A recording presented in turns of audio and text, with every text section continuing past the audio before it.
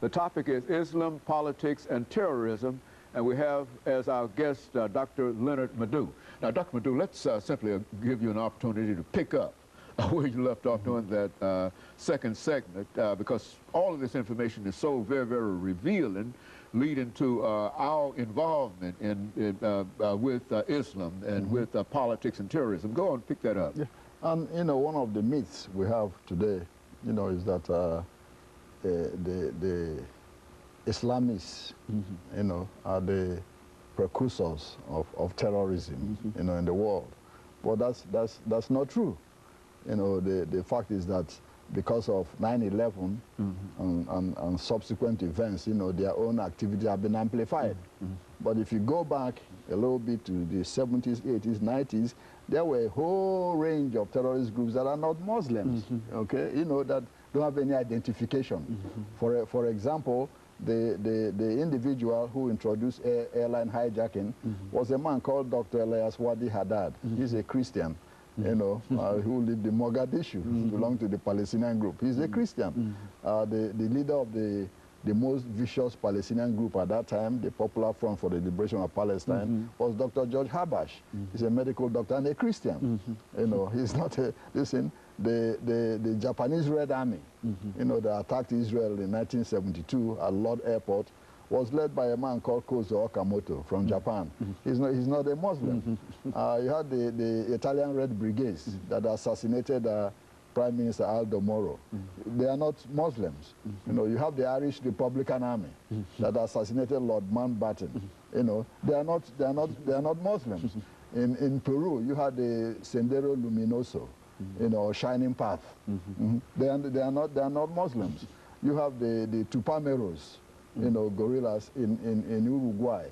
You know, they are not Muslims. You had the Monteneros in Argentina. They are not Muslims. And all these groups, you know, were the precursors of terrorism all over the world.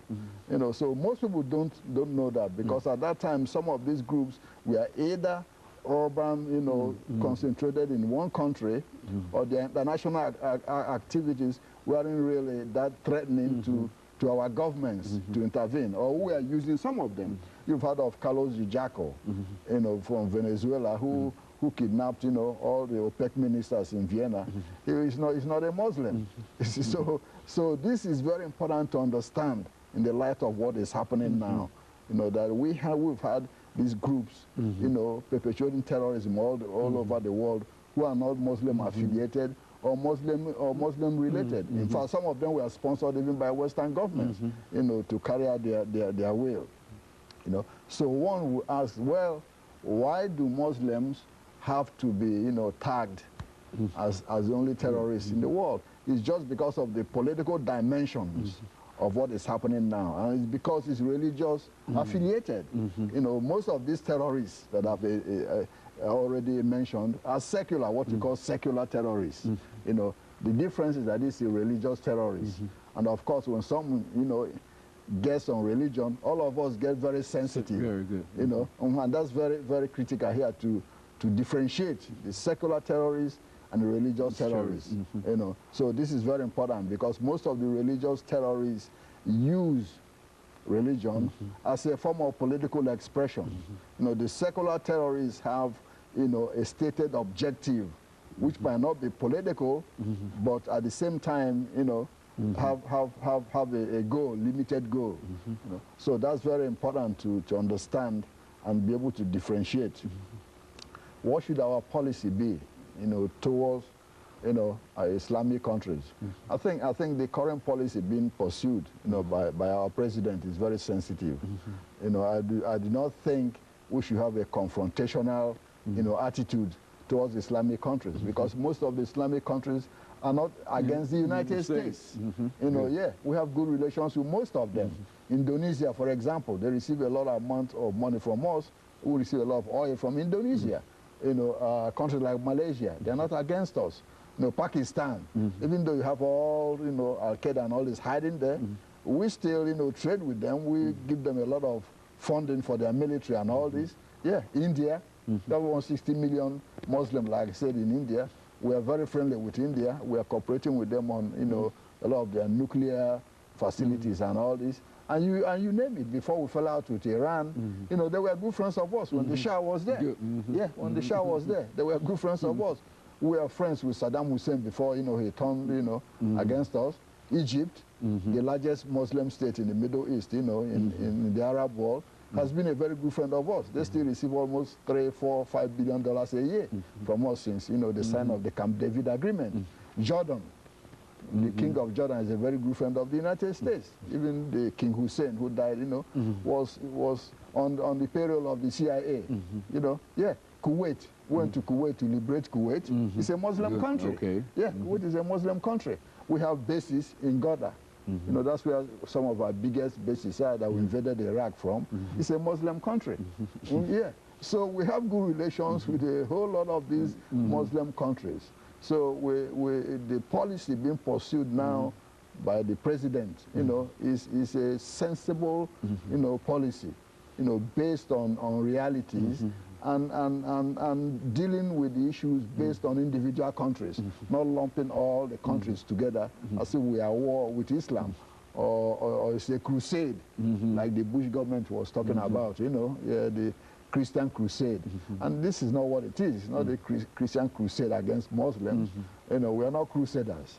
It's simply, you know, that you had some terrorists, you know, from a particular country, you know, that tried to destroy this country, you know, by way of bombing the World Trade Center. And even if you look at it logically, all the terrorists who did this came from Saudi Arabia.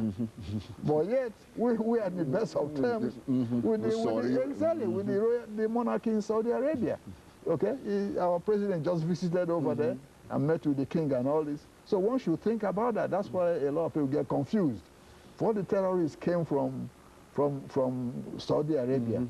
That's where we should be focusing. That's right. Exactly. Okay, that's what we exactly. That's where we if should that's be. what we're looking for as the terrorists. That's correct. That's where we should be messing with, not Afghanistan or places where they didn't come from. So that's very important to understand. You know, these things have a lot of links and threads attached to them that you just can't separate one and say, forget about this. They are all linked. And the President Obama is doing a good job now of trying to calm the tensions. You know, when he went to Cairo and spoke, it was very good. It was well received. You know, we are a powerful country. Everybody knows we are the most powerful country in the world. And messing with the United States, you know, you are taking a chance. You know, so we should show humility and say, hey, we can talk to you all, not just beating up on everybody.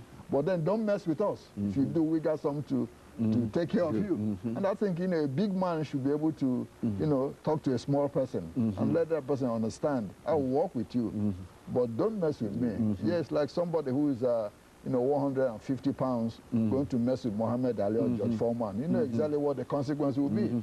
Yeah, so it's just the same way. We are big enough to be able to say, work with you, but at the same time, you should understand we have the capacity and ability to deal with you if needs be.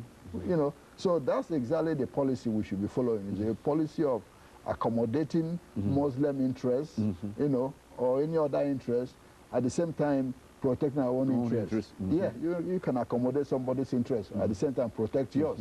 You know, you don't need to destroy somebody's interest in order to accommodate yours. All of us have interests, you know, financial interests, educational interests, business interests. All it needs is just to accommodate others' interests, because others have interests. Other countries have interests. You know, it shouldn't be all our own interests. We should understand they have interests, work with them to protect theirs while we protect us. For example, now Pakistan has interest in protecting its own nuclear weapons. We have interest in making sure that those nuclear weapons don't fall into the hands of terrorists in Pakistan. Okay, so our interest is to make sure to help them financially and keep an eye that doesn't fall into the hands of terrorists, while at the same time making sure we deal with the terrorists in Pakistan. We can do all of them at the same time without antagonizing, you know, the population. And that's what is sensible about our current policy. And of course, Dr. LMadu, we're nearing the end of this show for today, and we've got less than a half a minute.